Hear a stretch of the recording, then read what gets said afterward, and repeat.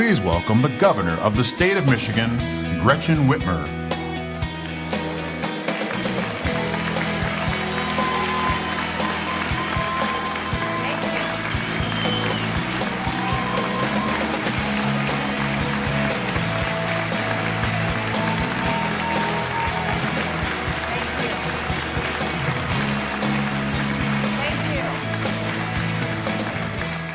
Well, thank you all. It's so good to be back, right? Has this been a phenomenal week or what on Mackinac Island? Of course, I want to thank Conference Chair Matt Elliott and CEO Sandy Barua and all of the Chamber leadership and staff. They worked so hard to put this together, and I want to thank them as well as all the hardworking women and men behind the scenes, all the staff here at the Grand. Please join me in showing our gratitude.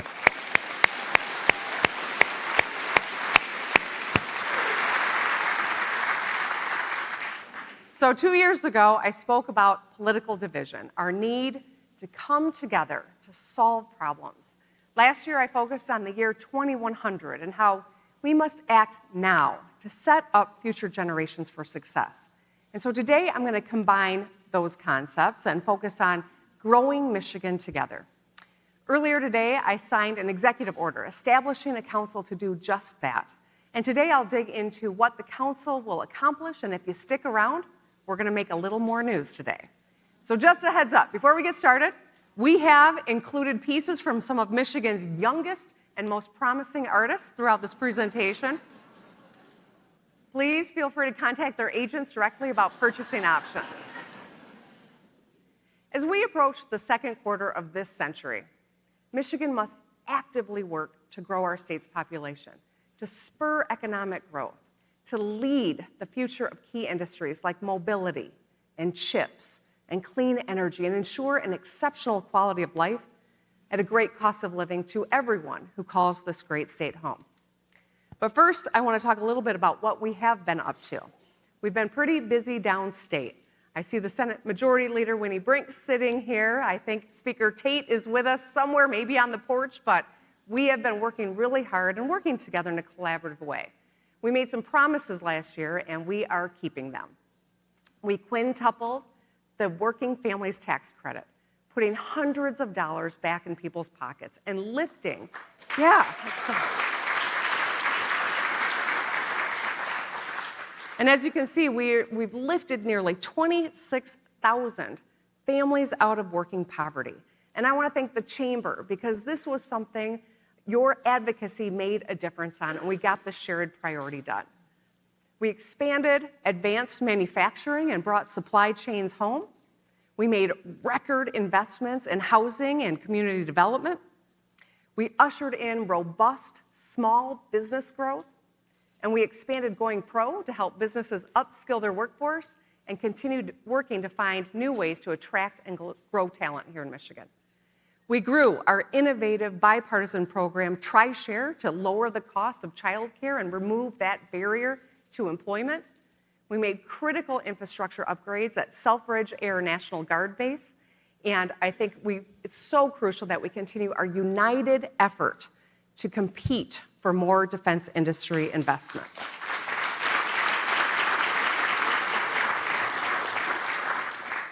And let's support our service members, like Major Jason Holm from Macomb County, whose call sign is Sherlock, and Major General Darren Werner, commander of TACOM, Detroit Arsenal, who is departing later this year.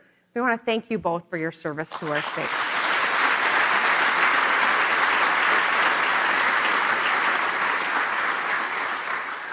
Okay, I don't remember it being this hot at this conference before,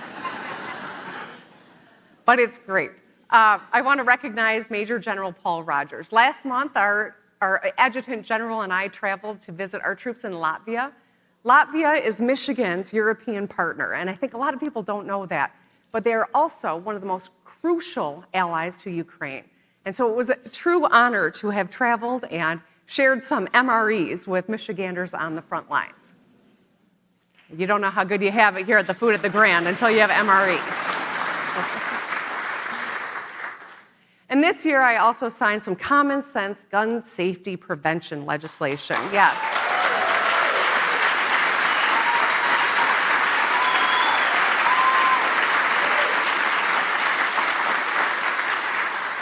I said gun safety prevention. It's gun violence prevention. We want safety. But as your applause indicates, we know that this action is supported by a majority of people in our state. I'm so glad we got it done. We also expanded the Elliott Larson Civil Rights Act.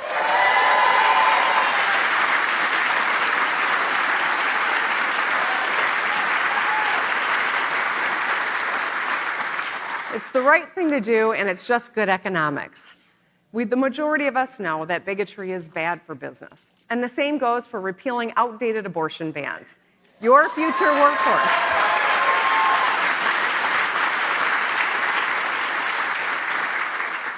Your future workforce is watching. Our future residents and potential future residents, they are watching. And getting Michigan on the right side of history on both these fronts is going to be good for business. At their core, each one of these policies is about something we all need or care about. I mean, it's the power of and, right? But every one of these actions is focused on something that every one of us cares about, right? Safety, children, work, communities, home. All these priorities coexist. We reject false choices in our own lives every single day. We want to be good parents and love our jobs. We want our families to succeed and give back to our communities. We live the power of and every day. We strive for it.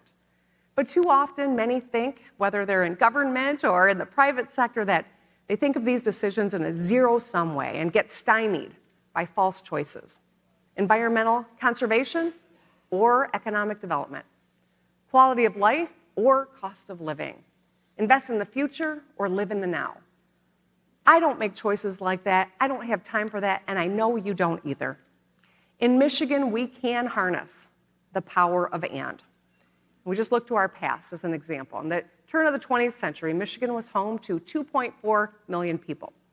20 years later, our population grew 51% to nearly 3.7 million.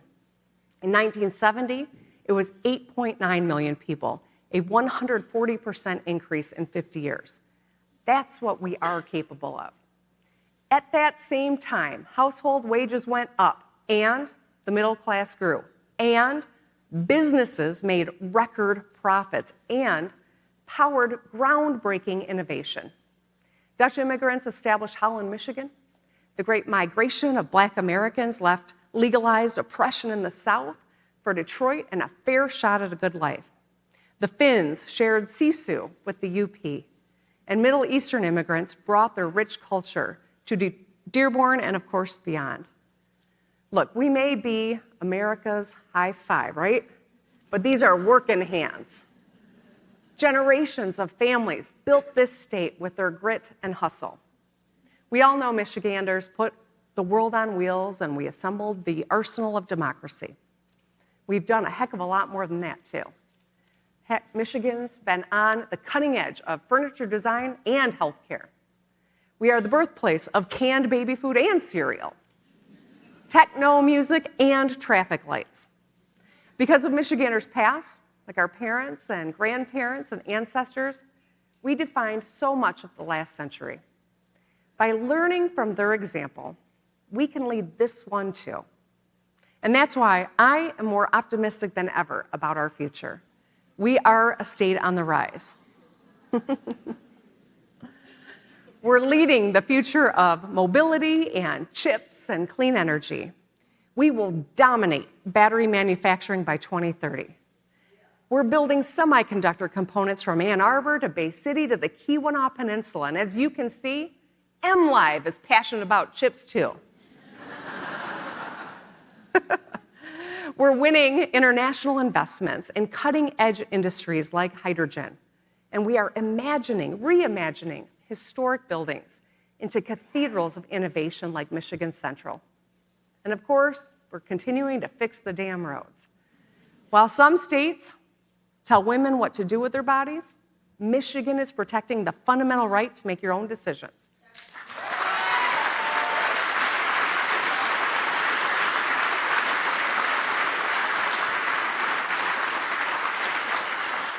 While some states demonize the LGBTQ plus community, Michigan is expanding civil rights so everyone has freedom to be who they are.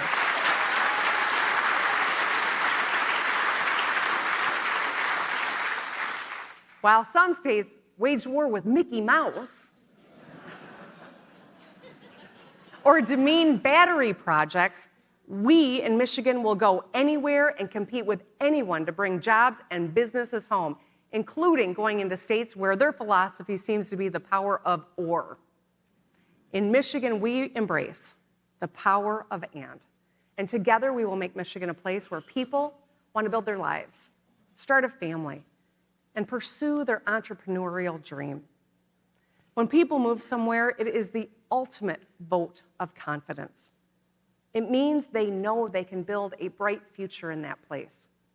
Our job is to make sure that the world knows what Michigan has to offer. Our goal is to grow Michigan, and to succeed, we've got to do it together. We're making progress, but we've got to do more. It is time for a growth strategy led by leaders and experts, focused on our collective goals rather than personal, political, or partisan agendas. Yesterday, we laid out Make It in Michigan, which is our plan to win more projects and invest in people and revitalize places. Growing our state and economy requires progress on all three of these fronts. This morning, I signed an executive order establishing the Growing Michigan Together Council. This new council, which is co-chaired by Ambassador John Ricolta Jr., a Republican, and Shirley Stancato, a Democrat, will bring leaders in industry, education, and government together to focus on growing Michigan's population in a smart, strategic way. That last part is key. Actually, before I say that, let's thank Ambassador Ricolta and Shirley Stancato for leaning in and doing this work.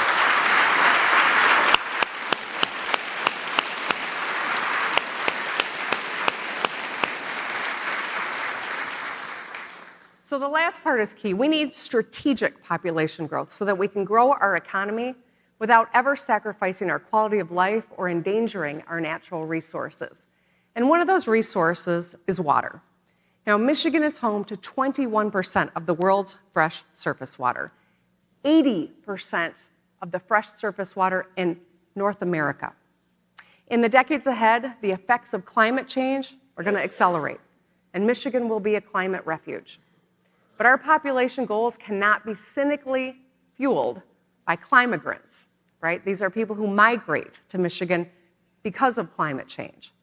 It's got to be driven by our ability to address global challenges and what we have to offer. So let's talk a little bit about the council's directives. First, jobs, talent, and people. The council will identify a specific population goal for 2050.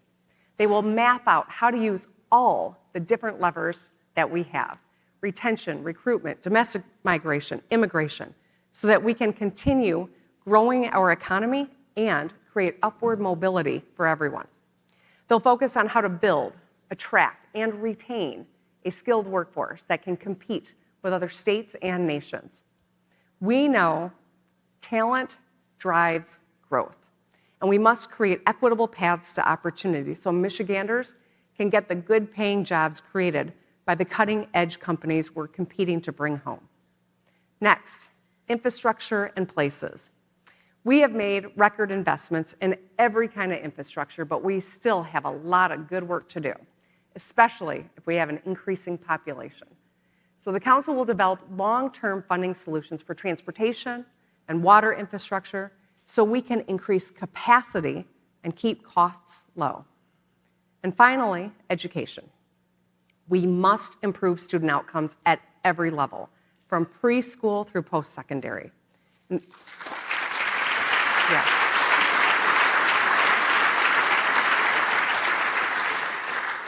The council will develop policies and sustainable funding recommendations to improve education so that every child realizes their full potential. And it will propose how to measure our performance against other top states. The ultimate goal of any policy or plan, however, is its impact on people. We want to ensure everyone can build their future here in Michigan. Here's a few examples. A young family facing high child care and housing costs in another state should be able to move to one of our growing small towns or cities like Cassopolis and get a good-paying manufacturing job at the Hydro aluminum recycling facility there. A young woman who wants to live in a state where her fundamental rights are respected should be able to apply her engineering degree at one of our cutting-edge semiconductor or science facilities like KLA or Wacker in Ann Arbor.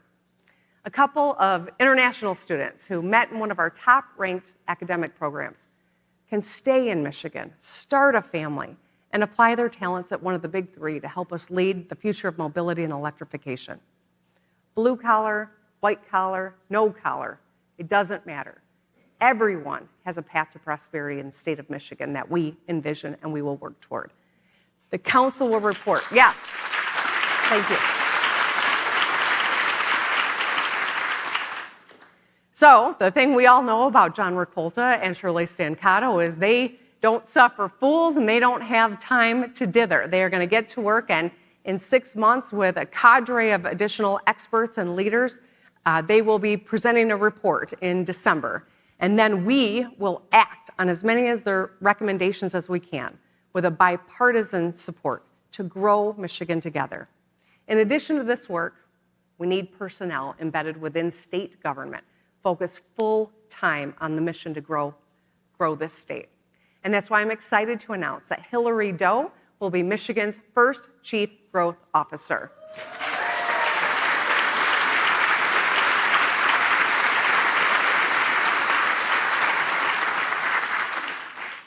She's not just the first Chief Growth Officer in Michigan, she's the first in the country. She's going to bring a policy, strategy, and technology background to state government, including, most recently, she served as president of a global software company that helped organizations around the world move their communities to action. She's a Detroit resident, a two-time Wolverine, and a damn proud Michigander who's got both peninsulas tattooed on her wrist.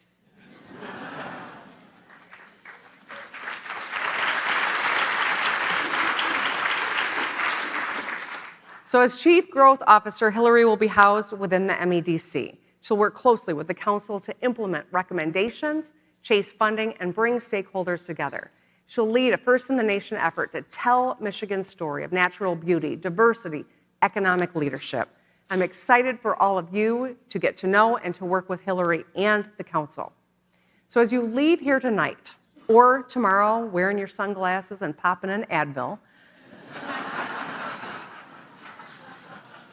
pace yourselves, right? I urge you to embrace the power of and. Think about all the incredible conversations that happened up here. Because to grow this great state, we all have to work together. We have to reject false choices. We need the power of and. Republicans and Democrats, business and labor, small towns and big cities, youpers and trolls. We all have, you know they call us there, right? Okay. We all have a personal stake in this effort. I have two, my daughters, one of whom's here with us today. Everyone in this room.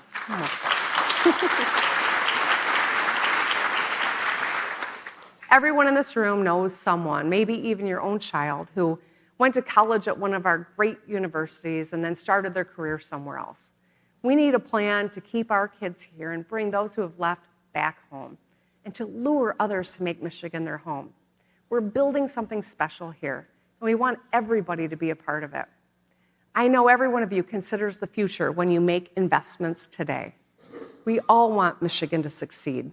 The Detroit Chamber's poll that came out earlier this week showed that a majority of Michiganders are optimistic about the state's future. Those are numbers we could not have dreamed of a decade ago. Michiganders believe in Michigan. They know our future is bright. Let's work together to build it. Thank you.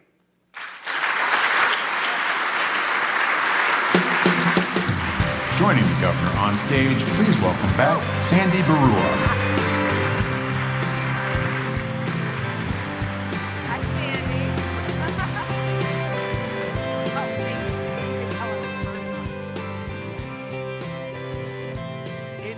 perform on this stage. Yesterday, I felt I was in like a Turkish prison. Great job. I don't know how that feels. Why do you? Speaking of transplants, we've only been in the state a dozen years. A lot of people don't know about my background. It's far more interesting than the blue suit, gives off.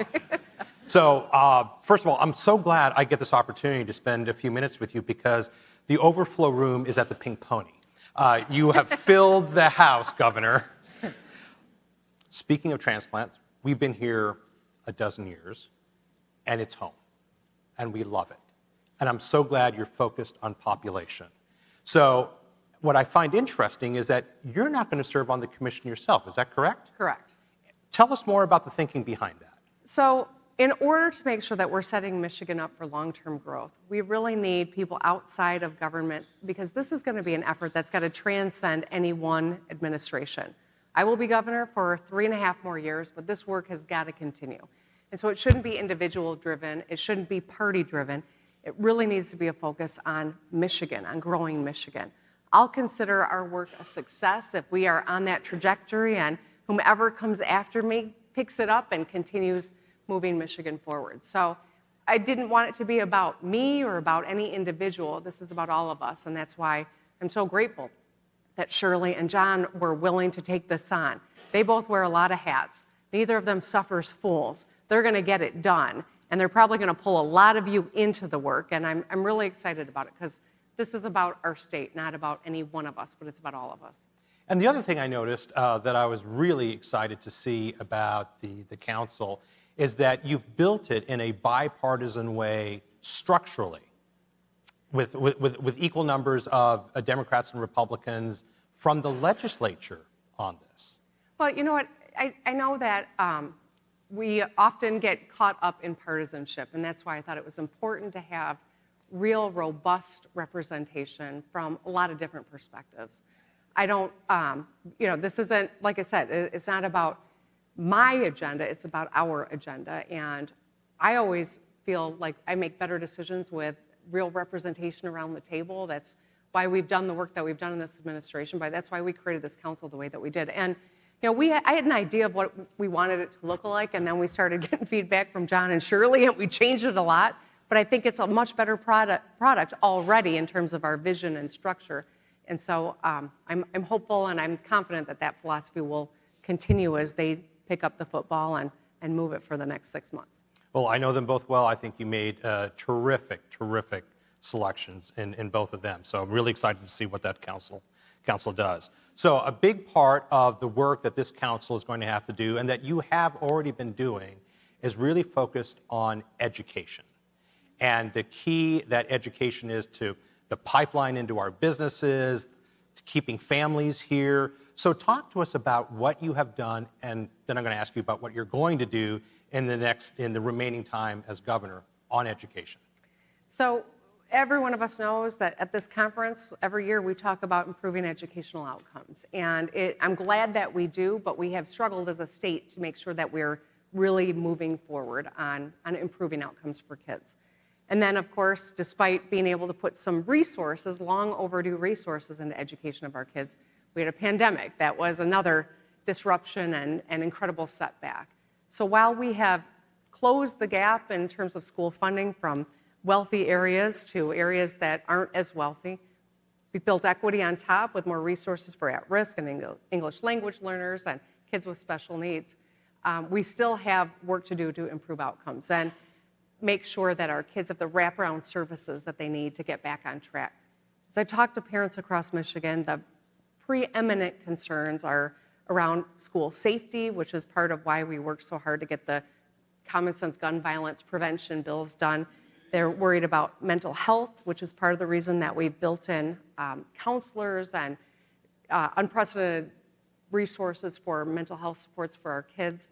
But they're concerned about outcomes as well. And I think, like any parent, I totally understand that. And that's why that's what we continue to be focused on. And that's why I think when John and Shirley get to work and talk to groups that have been doing some of this work, whether it's Launch or other organizations, I'm hopeful that all these different pieces can come together in a real plan that will improve outcomes for kids.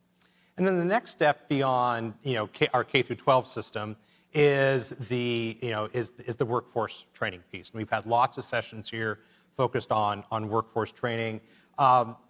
You've built some terrific tools in Michigan.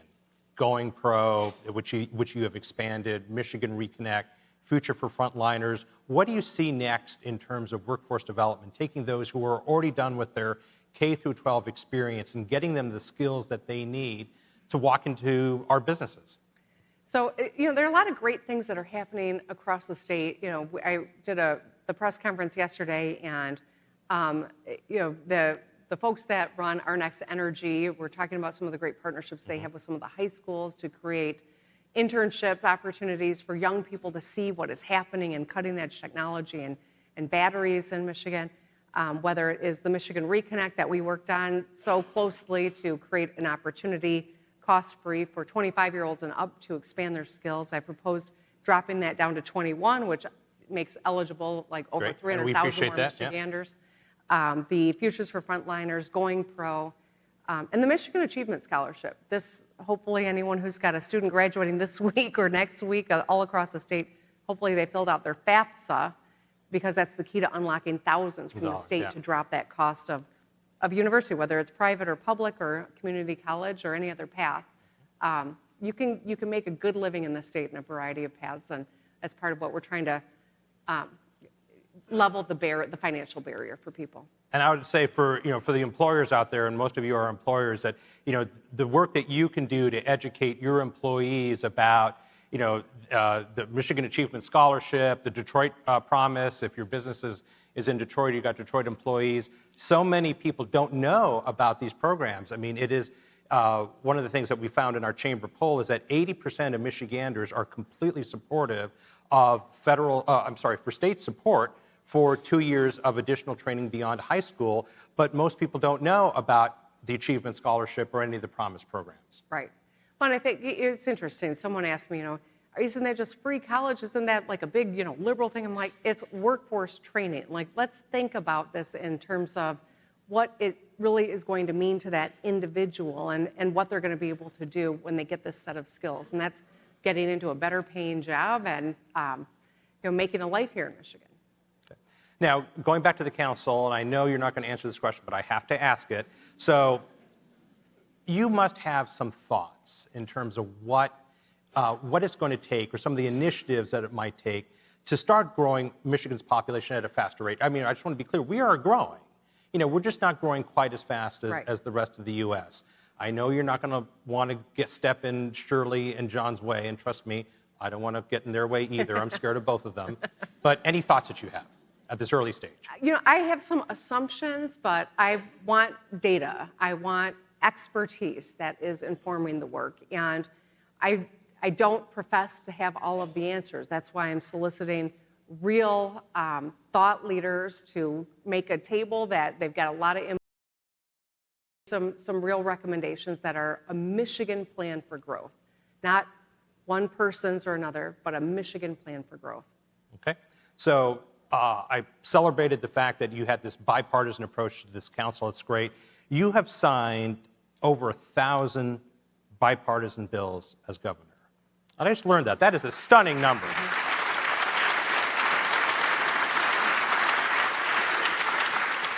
So talk to us about the state of bipartisanship in Lansing today.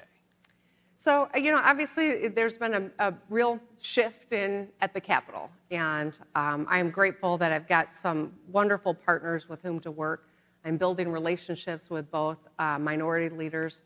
We hold quadrant meetings. We continue to do that. People say, oh, now the Democrats control everything. You don't need to talk to them. I'm like, absolutely I do. It's a pretty thin margin. We have a one-seat majority. We are a state that is diverse, and every person matters. And that's why we know that you'll never find common ground if you're not talking to one another. And even when you are talking together, sometimes you can't. But my job is to do everything I can to try to make sure that the work we do is really reflective of what the needs people across Michigan have.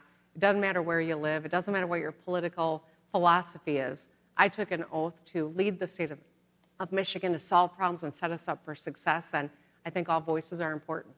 And some of the pieces that have been so important to Michigan, like Reconnect, like the SOAR package, like the auto insurance reform, were bipartisan. What do you see, coming around the corner that are your next bipartisan goals for our state? Well, front and center for me right now is getting the budget done, and that has to be bipartisan. We do not want to look like Washington, D.C. I'm glad none of our congressional delegation is here. But they're doing their job today. Yes, they are. They're all there, which is good. Yes, Because if they were here, that would be bad for everyone. We need them there. But I was the minority leader when I was in the Senate. I voted for every budget. It didn't matter if it was introduced by John Engler, Jennifer Granholm, or Rick Snyder.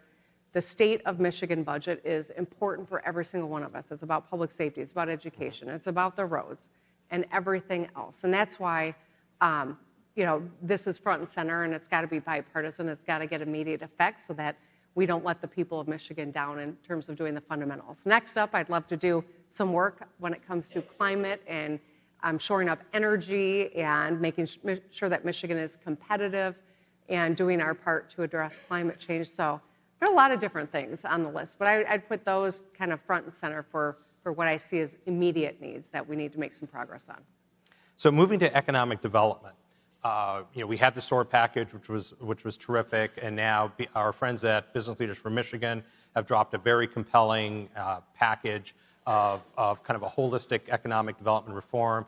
You have announced some initiatives in this space just here at the conference. What's your thought in terms of where we're going around consistent, robust economic development, not just to attract new businesses into our state, but to ensure the ones that are here are successful? We have to have economic development tools, and I was really so proud that we were able to bring Republican leaders in the House and Senate, who were in the majority last term, together to the table and create some tools in Michigan. And because of that, we've been winning, and MEDC reports that they have more companies reaching in, whether they're incumbent businesses or businesses outside the state of Michigan, reaching in to explore the possibility of investing and growing here. I think that's incredible. I can tell you I was in Washington, D.C. for Select USA, which is the U.S. Chamber of Commerce event that they bring in potential investors from all around the world. We met with site selectors from different parts of the country, and a couple of them said, it was so smart of you to grab that Ford project and grab that Goshen project, even though there's been some pushback and some organized effort to try to undermine some of this. Because what it communicates to business is that if you're negotiating and planning on Michigan, you can count on Michigan. And I was very pleased to hear that, because I've seen some of those that are trying to rile people up and torpedo these economic development programs. But when we build a Ford plant in Marshall, Michigan, or Goshen in Big Rapids, it changes all of the ecosystem. It's part of why people say we're going to dominate batteries, because these are a part of the work that we've been able to secure in Michigan. And so I think we have to be bullish, we have to be united, and we're going to be successful. I'm pleased with what we have been able to accomplish, but I know we're capable of a lot more. I know you caught up with Bill Ford while he was on the island, but I'm not sure you caught his presentation just a little while ago. But one of the things that he said was he and his fellow colleagues at Ford were so surprised that EVs have now become such a political issue. If you're a red voter, you're completely iced. If you're a blue voter, you're supportive of EVs. And to me, it seems like a little bit of that is playing out in our neighbors in Marshall. I think, too, there is an orchestrated effort to whip people up and to disseminate information that's just not accurate. And it's really destructive. At the end of the day, a person in Lake County, which is the poorest county out of all 83 in Michigan, that job at Goshen could get them into the middle class, could get them an opportunity that they never dreamt would be that close to Lake County. So I think, as I talked to my friend Dave Porteous, who probably a lot of folks here know, he was one of the biggest cheerleaders for it, because he recognized that this is going to change fundamentally opportunity in that rural part of our state. And so when companies are looking and people say, oh, everything goes to Detroit, it's not true. And guess what? It's not bad if it's locating anywhere in Michigan, every one of us is benefiting from it. Exactly. And you're all in for this. Yeah, no, here we go. That's absolutely. And you're all in for this EV technology transition that we're going through. I am. We've got a lot of different things that are happening in Michigan when it comes to how mobility is changing and different sources of energy. Some of the hydrogen work is really exciting as well. But I'm also sober enough to know that ICE is not gone tomorrow. No. We've got to have a strategy where we're on the cutting edge of all things mobility and beyond. But I think we've got a lot of good stuff happening. Yeah, John Dutton's not moving to an EV anytime soon, but the rest of the world might be. That was a Yellowstone reference for those I'm of you sorry. who Come on, don't know what Sandy's talking about. Oh my God! I mean, are we that? Am I that out of touch? All right. I get you. Well, thank you. I'm somebody. Lisa's in the audience saying they're good. I'm glad somebody does. So we have seen in the national news governors, Republican governors, who are in open warfare with business. You're a Democratic governor who is absolutely the opposite. You have been very open and very collaborative with business organizations, with businesses. Talk about your approach to, our business community. In order to have good jobs, you got to have successful businesses. Yeah, that does seem a fundamental tenet that some miss. And the false choices that I mentioned in my speech, to think that either a business can be profitable or employees can live a good life, that's a false choice. A beautiful part of our history is that we were successful on both fronts for a long time. It's why we've got the beautiful diversity of Michigan, why we've got these strengths that are unique to this state. And so, it's stunning to me. If I could figure out how to move, Disney World to Michigan, I would.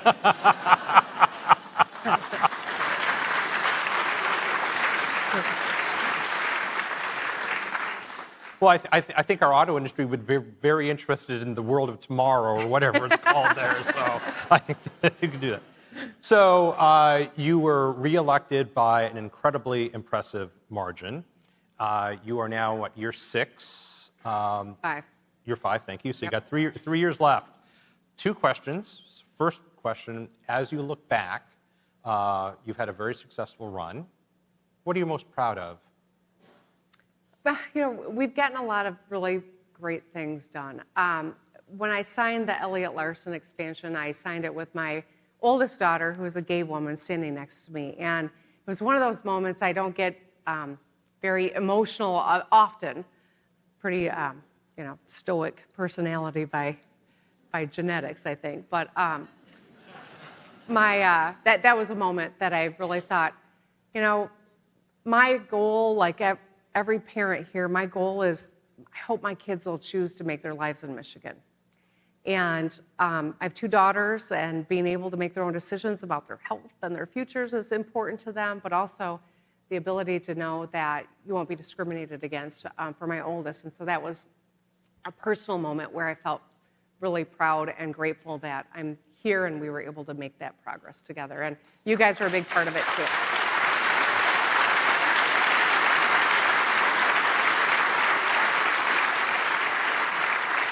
And I have to imagine on the issues regarding a woman's right to choose must have been equally gratifying for you. Absolutely. Absolutely.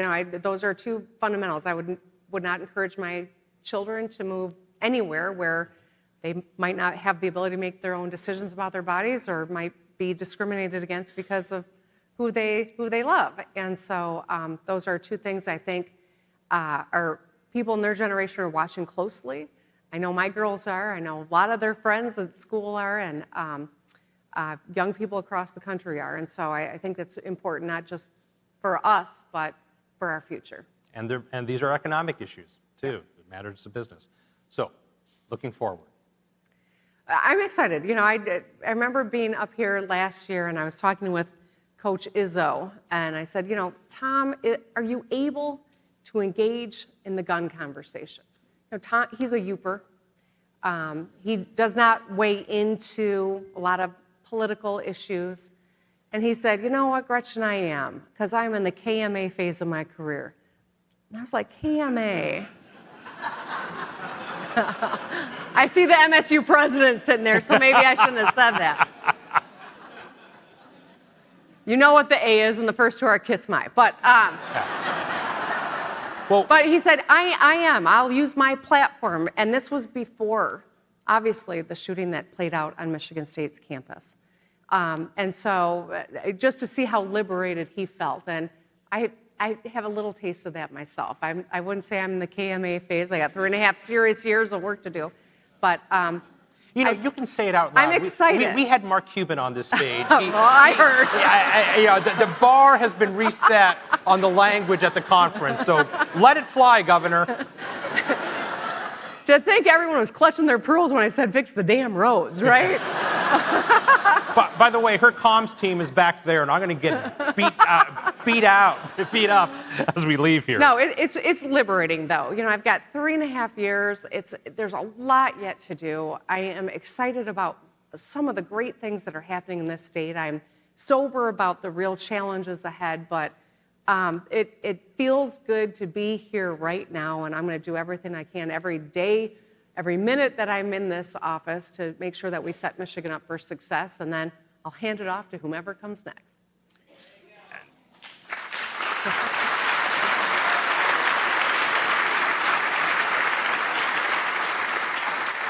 So we're winding down here. I'm going to ask a really tough question.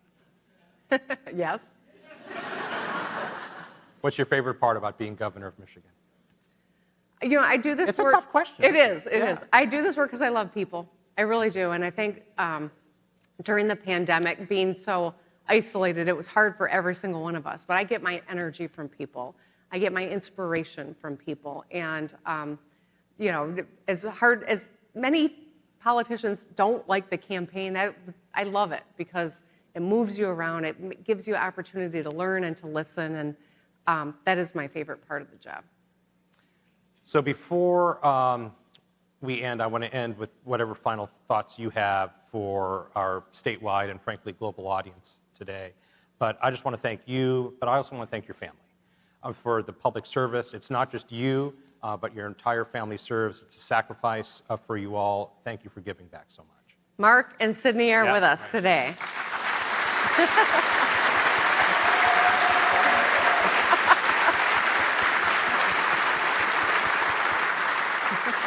Governor, final thoughts as we close up the conference. You know, Matt, I really appreciate the power of and. As you could see, I embraced it, and I think that there will be a lot of thought that happens as we all leave the island, a lot of introspection, I hope, and hopefully collaboration in the days and weeks and months ahead as Ambassador Ricolta and Governor Stancato get to work. I hope that you will all be active participants, not just in informing what the plan is, but also helping us continue to make sure that Michigan is evolving so that we are a growing state. We all have to be a part of it. None of us can do it alone. And if we're working together, I don't think anyone can do it better than we can. So I thank you for giving me your attention today and your partnership in the future. And I will look forward to seeing you very soon. Thank you. Ladies and gentlemen, the Governor of Michigan.